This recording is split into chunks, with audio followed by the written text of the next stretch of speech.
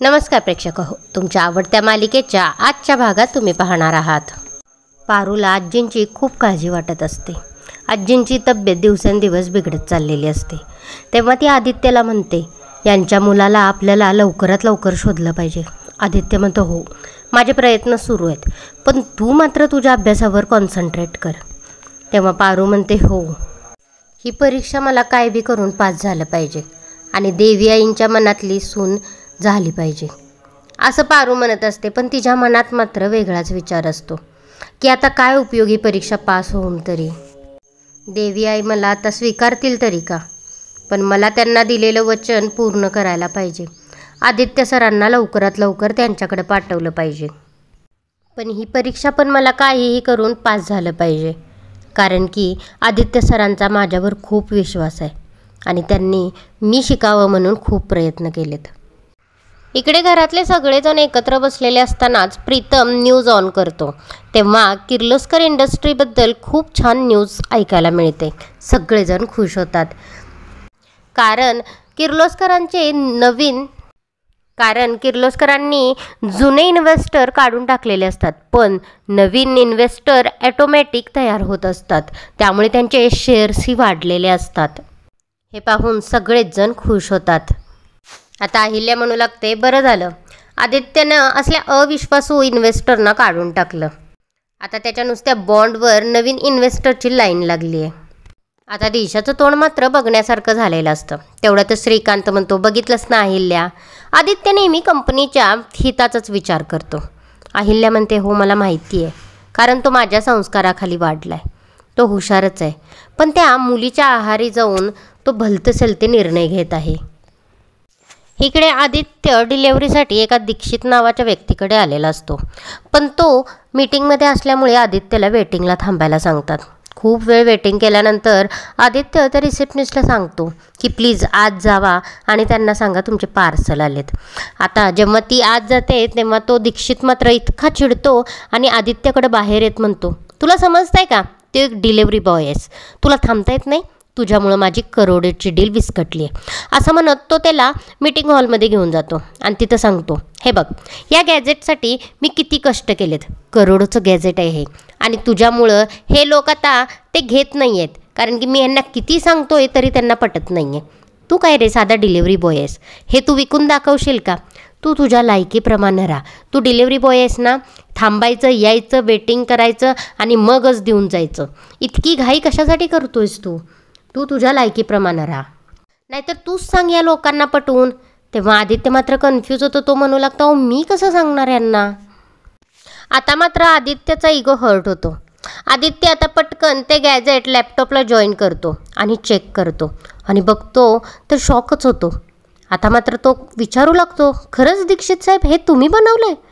आता तो म्हणतो की तो समोरच्या लोकांना सांगू लागतो, हे गॅजेट नका घेऊ तुम्ही, अहो ह्यांनी याची प्राईस 3 कोटी लावली, पण हे मार्केटमध्ये नाही म्हटलं तर 7 कोटीला जाईल, ते तुम्ही बाहेरूनच घ्या. तेव्हा ते मीटिंगला आलेले लोक मात्र आदित्यवर हसू लागतात आणि एकतर चिडून म्हणतो, व्हॉट इज दिस सर, हा एक डिलेवरी बॉय आहे आणि हा आपल्या डीलमध्ये का पडतोय? आपली 3 कोटीची डील चाललेली हे ना 5वर नेऊन ठेवली आहे. आता मात्र आदित्य म्हणतो, सर खरंच सांगतो मी तुम्हाला, या लोकांना ना परख नाही आहे. जर पुढच्या 3 मिनिटांमध्ये यांनी जर हा प्रोडक्ट नाही घेतला ना, तर खरंच सांगतो तुम्ही यांना हा नका देऊ. आणि आदित्य एव्हाना टाईम स्टार्ट पण करतो. आता 3 मिनटं होसपर्यंत ते दोघं आदित्यची खूप मापं काढतात. अरे या गॅजेटला काही सोनं लागले का? असले हजारो गॅजेट आम्हाला मार्केटमध्ये मिळतील, तू काय इंटरफेअर करतोयस? आदित्य मात्र टाईम कंटिन्यू मोजत असतो. तो त्यांना वॉर्निंग देत असतो, 2 मिनिट राहिलेत, 1 मिनिट राहिलेत, आता फक्त 30 सेकंद राहिलेत.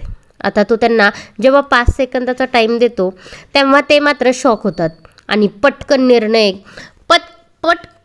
आणि ते आता पटकन डिसिजन घेतात, चर्चा करतात आणि डील फायनल करतात. दीक्षित मात्र हे सगळं पाहतच राहिलेला असतो, कारण मीटिंगला बसलेले लोक चक्क 3 कोटीचं गॅजेट 5 कोटीला विकत घेतात. आता मात्र दीक्षित आदित्यवर इम्प्रेस होतो.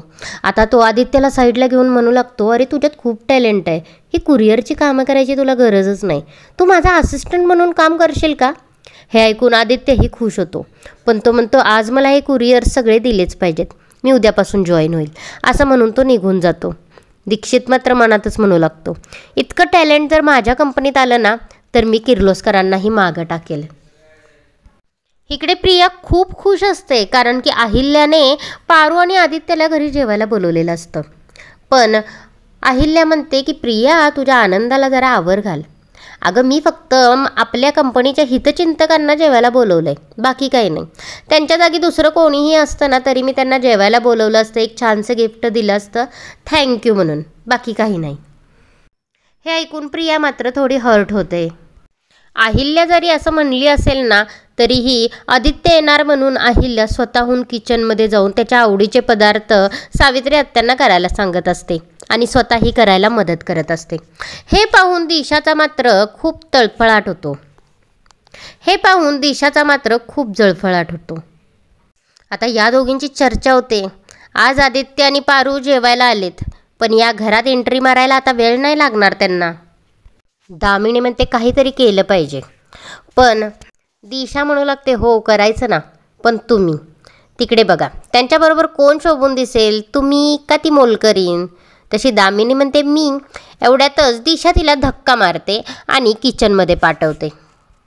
आता अहिल्याला वाटतं दामिनी मदत करायला आली, पण दामिनी तिथं जाऊन म्हणते वहिनी मला तुमच्याशी बोलायचं होतं. तुम्ही आदित्य आणि पारूला जेवायला बोलवलंय हे मला मान्य नाही आहे, म्हणजे मुळात मला हे पटलेलंच नाही आहे. हे ऐकून सगळ्याजणी मात्र शॉक होतात. इकडे आदित्य फार खुश असतो, पारूसाठी येताना लाडू घेऊन आलेला असतो आणि पारूला म्हणतो पारू मला नवीन जॉब मिळाला, आज आपण पार्टी करूयात, दोघेही जेवायला बाहेर जाऊयात. दोघेही खूप खुश असतात. तो पारूला लाडू चारत असतो, तेवढ्यातच तिथं प्रीतम येतो. तो प्रीतमला ही गुड न्यूज देतो. प्रीतमला म्हणतो तूही चल, आज माझ्याकडून तुला पार्टी. प्रीतम म्हणतो ते सगळं ठीक आहे, याच्याही पेक्षा मोठी गुड न्यूज माझ्याकडे आहे. आज मी आईकडून तुम्हाला दोघांना जेवणाचं आमंत्रण घेऊन आलोय आणि हे बघ आईनं तुमच्यासाठी गिफ्ट्स पण पाठवलेत, तुम्ही नक्की संध्याकाळी जेवायला यायचं हं. हे ऐकून पारू आणि आदित्य खूप खुश होतात. आदित्य म्हणू लागतो खरंच आईनं बोलवलंय का. प्रीतम म्हणतो अरे हो खरंच, बघ आता कसं सगळं सॉर्ट आऊट होतंय ते. खरंच सगळं सॉर्ट आऊट होईल का, सगळं काही चांगलं होईल का, की दामिनी आणि दिशा यांच्या जेवणामध्ये काही विघ्न आणतील. तुम्हाला काय वाटतं आम्हाला कमेंट करून नक्की कळवा. आणि या मालिकेच्या अशाच डेली अपडेटसाठी आत्ताच बेल आयकॉनवर क्लिक करून आपल्या चॅनलला सबस्क्राईब करा. धन्यवाद.